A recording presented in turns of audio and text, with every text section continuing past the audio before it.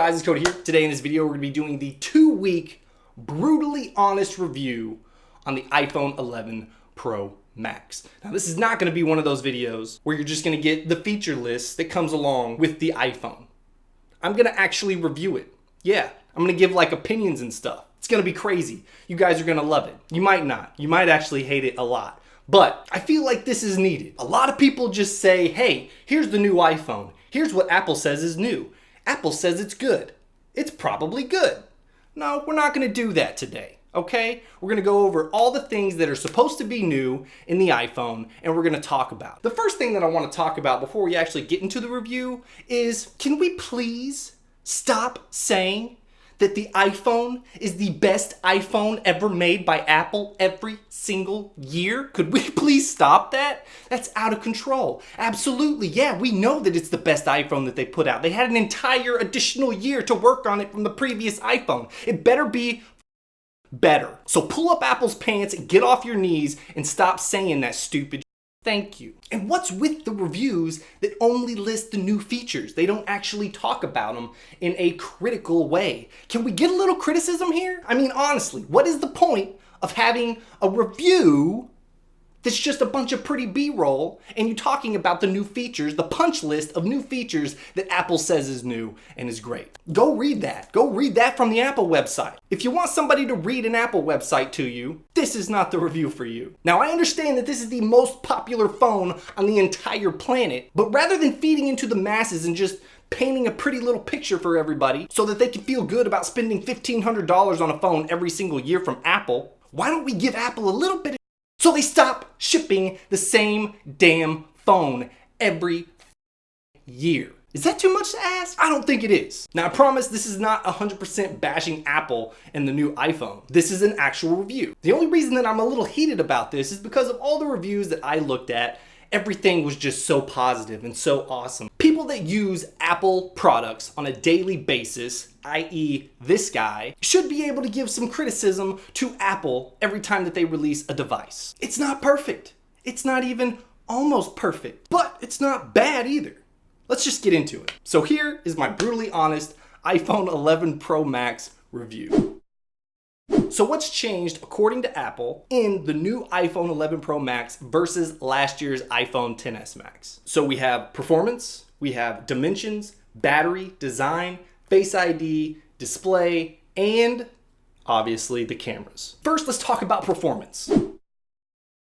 Now, you're probably thinking, Cody, are you pissed about the performance? Are you mad that the iPhone is actually faster than the previous iPhone? No, I'm not mad that the iPhone is faster and performs better than the previous iPhone. What I'm kind of mad about, or what I'm a little upset about, is how it's portrayed in the media. They say things like, oh, it's this % faster. Fantastic. Now that sounds like a selling point, right?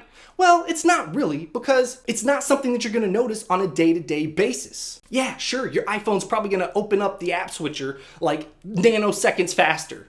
And you're gonna save possibly an entire 3 seconds over the entire year. What are you gonna do with all that 3 seconds? Blink! In reality, you're gonna have to do some really crazy things with your iPhone that hardly anybody does in order to see that performance jump. For instance, somebody did a video export of a 13-minute video at 4K 60 frames per second on an iPhone XS Max versus an iPhone 11 Pro Max. The difference was the iPhone XS Max took like something around 21 minutes, and the iPhone 11 Pro Max took 18 minutes. What? What? What? What? What? Who the f edits 13-minute long videos on their iPhone? Sloth from the Goonies? That sounds absolutely horrible. What market is that filling? If you can afford a $1,500 phone, I got a fantastic idea. Instead of buying a $1,500 iPhone that you have to edit your fucking videos on, how about you purchase first purchase a little bit of brain cells. Second, invest in a laptop. Honestly, that's ridiculous. So yeah, you're not really gonna experience anything different if you're coming from a XS or a XS Max, unless you just hate yourself and you edit 13-minute videos on it. Next, let's talk about something that's pretty good. It's a little bit thicker, it's a little bit heavier. Now to me, that's not a bad thing. It's actually something that I asked for in previous reviews because I wanted a bigger battery. And guess what they did? They actually got rid of 3D Touch, which basically got rid of that pressure sensitive screen that you had to use in order to use 3D Touch. They replaced 3D Touch with haptic touch, which is basically the same functionality. It doesn't feel as cool, it doesn't vibrate just right, and it's not as fast, but it has the same functionality. The thing is, I don't ever use 3D Touch anyways, hardly ever. Most of the people that have iPhones probably didn't even know it existed. Maybe not most, but a lot. And a lot more didn't use it anyways. So they got rid of that hardware that they have to use in order to use 3D Touch, and they made space for a battery. More battery, bigger battery. And guess what? The battery on the iPhone 11 Pro Max is awesome. Absolutely awesome. If you have battery issues, that right there is a selling point because it's great. It's a great battery. It lasts easily an entire day. Even with what I would consider heavy usage, I could get a day and a half out of it. Apple says that it's a 5-hour increase from the XS Max to the iPhone 11 Pro Max. I haven't done like stringent benchmarking battery tests on it, but I can say that it's definitely a whole lot better and it lasts absolutely a whole lot longer. Battery is good. No, battery is great. Now, if you guys have been following me for any amount of time, you know that I don't like Face ID. I just don't like it.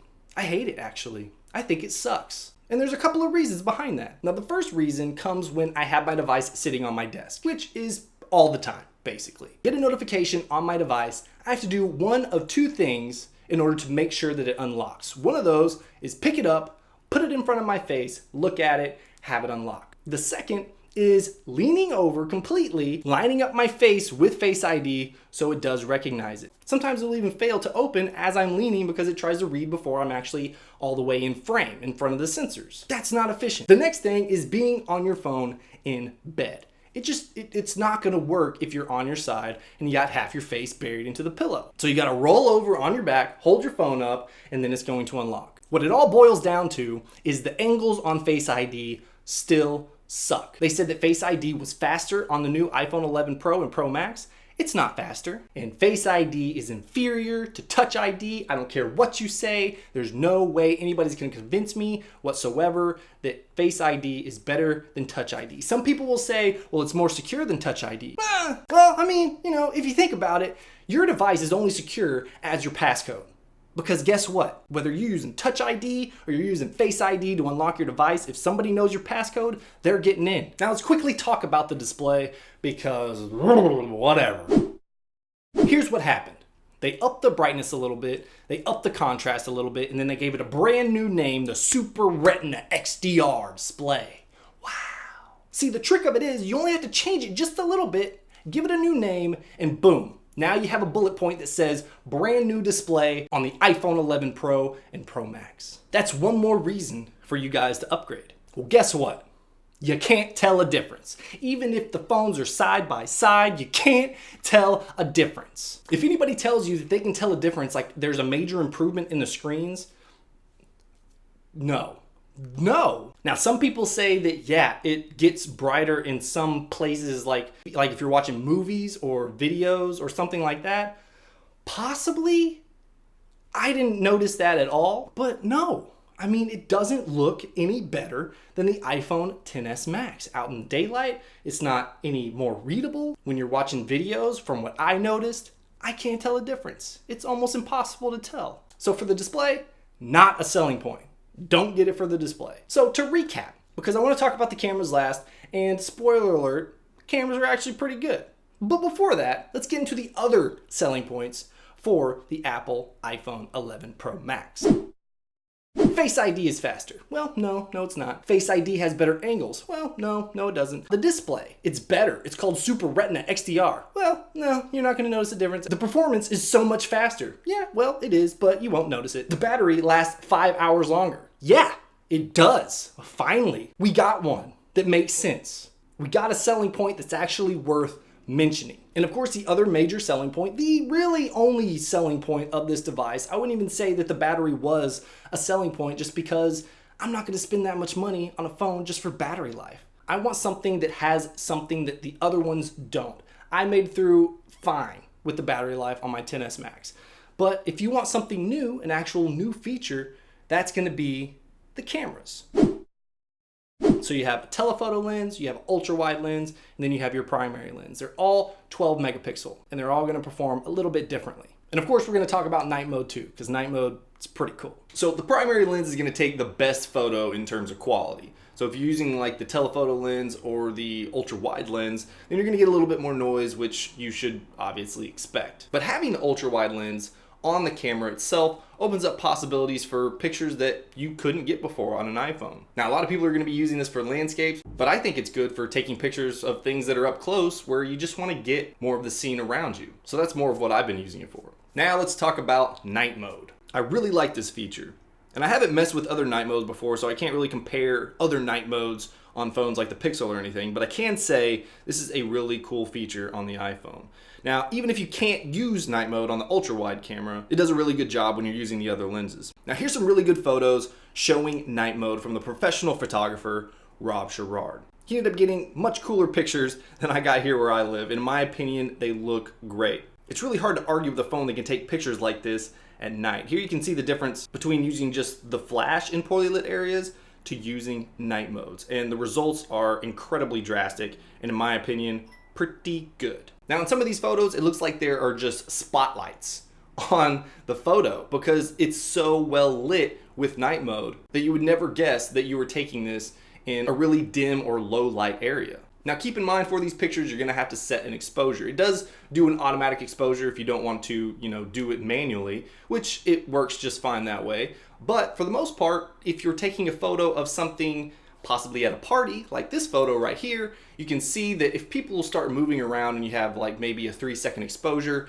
that you can get some blurriness in the photo, just depending on how much a person or an object moves. So just keep that in mind. Now, while you can turn off night mode when it's automatically turned on, you can't turn it on manually, which I think is pretty dumb. You're gonna be in some conditions where you have pretty dim lighting or low light conditions, but it's not quite dim or dark enough in order for that night mode to automatically trigger. Even if you think the photo would benefit from having night mode on, you're not gonna be able to turn it on. I hope this is something that Apple's gonna add in a later iteration of iOS, because you should be able to turn on night mode if you want it on. Now, I kind of screwed up and I recorded at 1080p at 60 frames per second, but I still wanted to use these videos because they're of some of my nieces and nephews, and I even got my niece's very first soccer goal on camera, so I wanted to share that with you guys. And of course, video is still insanely good on the 11 Pro Max.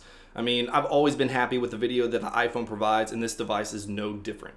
Everything is color accurate, autofocus is pretty quick, stabilization is really good, and there's no settings that you have to set up. You just point and shoot, and it makes capturing things in the moment really easy. So yeah, that's my review for the iPhone 11 Pro Max. Now, of course, this is just hardware. I am still having some issues with iOS 13 right now, where I'm on iOS 13.1.2, and there's just too many bugs in iOS 13 right now. I've had several issues with the camera freezing. I've had issues with share sheet buttons not working, having to close out of applications, reopening them. CarPlay just doesn't work pretty much at all. It works maybe 5% of the time-ish.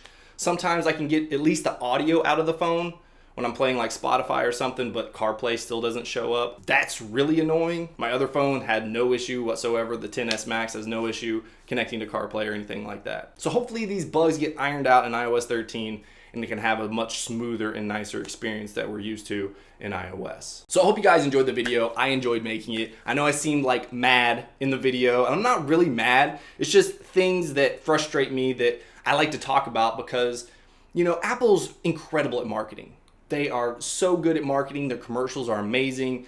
And everybody's so obsessed with Apple that even the slightest little upgrade can end up being a selling point to a consumer.